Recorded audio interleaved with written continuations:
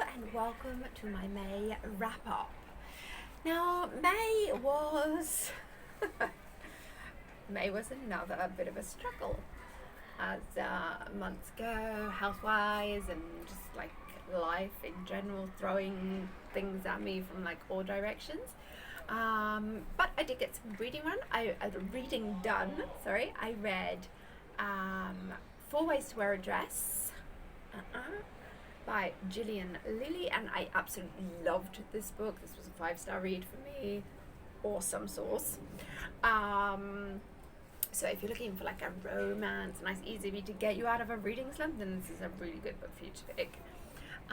Then I also caught up with some of the children's books that I wanted to review as well. So I did a couple of those.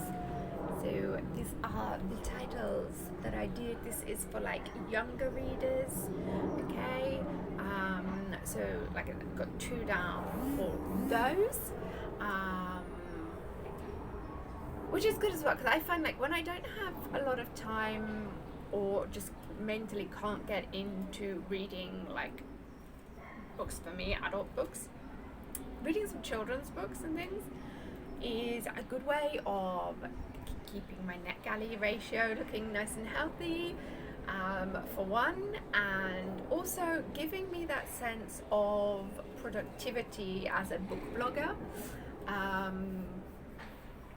and having a book to review that's not going to take me hours and hours to read, a children's book that is, those 42 pages or whatever, 32 pages that is literally going to take me a couple of minutes to read and review. It's just nice to keep the content going, so trying to get in some more of those. I was reading the Carnival of Ash, which is this one here, which I was reading as part of a book tour by The Right Reads. Unfortunately, I still haven't finished it. I'm like at 35% now on it. It's just like, it's one of those books that never seems to end. Which I don't know. I know a lot of other people as well who were part of the tour reading it. They had the same issue. It was just like, it seemed to take forever to get through it. Not that it is a bad book. I actually really am enjoying it. It's really good. It's the sort of book I can see as becoming like a future classic. I can see it being like on a compulsory reading list for school or whatever. It's kind of like I don't see, because it's going to come across as like the wrong thing I'm saying here, but it's kind of like a modern day William Shakespeare type thing that you have to sort of like get into the zone when you're reading it.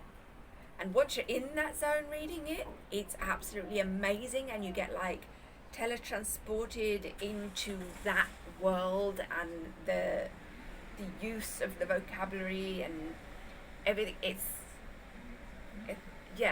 that kind of thing, and it's sort of, you think about it so much even after you've read it, but at the same time, whilst you're reading it, it's kind of, this book never ends kind of thing. So anyway, like I said, I'm only at like 35% with that. I had to put it on hold for a minute because I was reading another book, which I've been working on, which is The Perfect 10, which is this one right here, which I've started. This is one from my net galley, which just because the Carnival of Ash was taking me a long time to sort of just get through, and it was just too heavy going for my brain at this moment. So I'm still going on it. I'm just going very, very slowly with it, and I'm reading other books at the same time. So there you go. So I had that one as well, and yeah, The Perfect 10. Being transported into the world of polo, which is something that I don't have any experience with. I know absolutely nothing about the game of polo. And so in this, it's a murder mystery. So this hugely famous polo player gets killed and stuff. And it's got all the references to like Prince Charles and William and Harry. And so it's got like a royal angle to it as well, a little bit. Not in the sense that it's like a major part of the storyline and everything, but they're like mentioned as characters in the book. Um, so yeah, it's a bit different. It's a bit different, but yeah. So it's one of those books that kind of ticks off a lot of different boxes.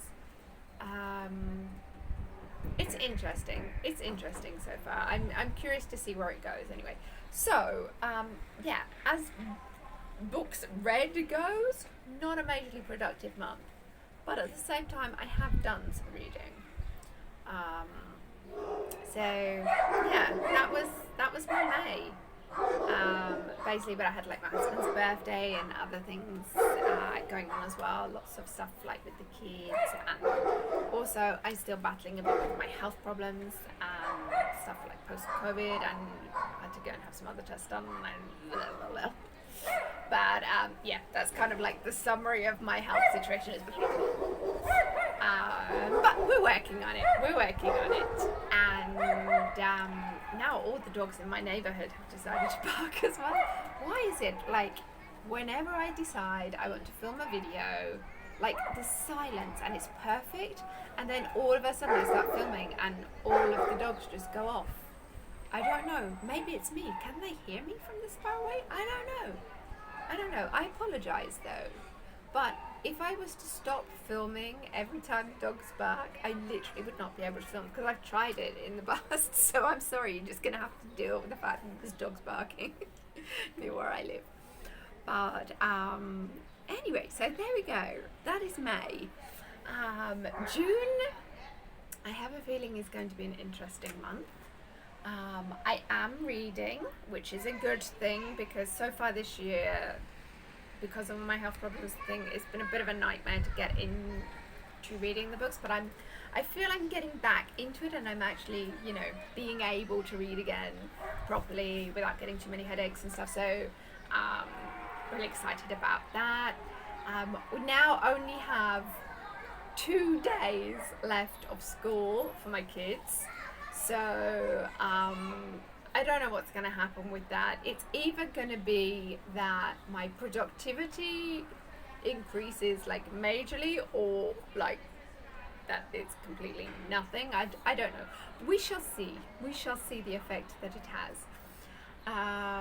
It's going to be a long summer because we get like 3 months of summer holiday off school here because it gets so hot here. I mean, even now, even at end of May, we're up in our 30s and things. I think today we hit like 34, 35 degrees, which is it's a little early to be hitting that high. I mean, I'm used to like July, August, we get up 40, which is unbearable pretty much. But I'm not used to it being this hot this early in the summer, so I don't know what this summer's going to be like. I'm basically mentally preparing myself to burn.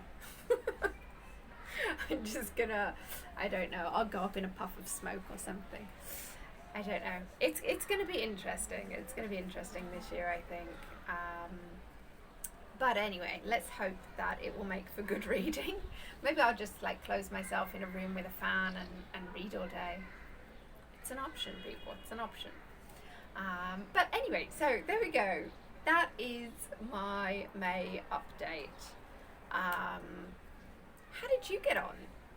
And also, is it already really hot where you are? And how does that affect your reading? Also, do you think you will read more? If you have kids, do you think you will read more or less during summer holidays? And also, how long a summer holiday do your kids get? Because, like, do you have a super long holiday like we have here in Italy? Or do you have shorter breaks? And, what effect does that have on your reading? And I'd be curious to know about this. So please join in down in the comments below. Anyway, that's it for today. Before you go, please click the subscribe button if you haven't already, so you don't miss out on new uploads to the channel. And give this video a like if you liked it, because it all helps with the algorithm. Anyway, look forward to chatting with you down in the comments below. And thanks again for watching, and I'll see you next time. Bye.